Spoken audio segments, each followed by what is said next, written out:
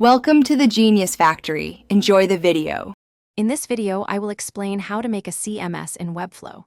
First, let's understand what a content management system is and why it's so powerful.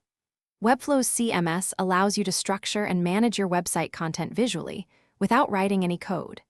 This means you can create dynamic pages, blog posts, or product listings with incredible flexibility and efficiency, saving you valuable time and effort in the long run. Next, we'll dive into creating your first CMS collection.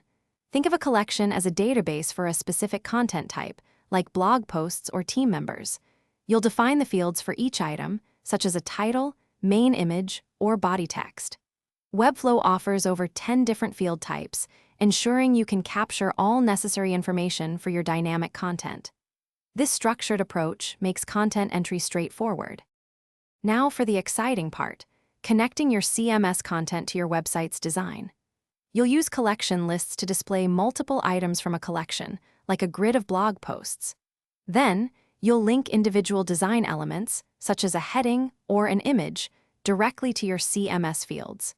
This allows your design to automatically populate with content, creating dynamic pages without manual updates for each item. Finally, let's talk about publishing and ongoing content management.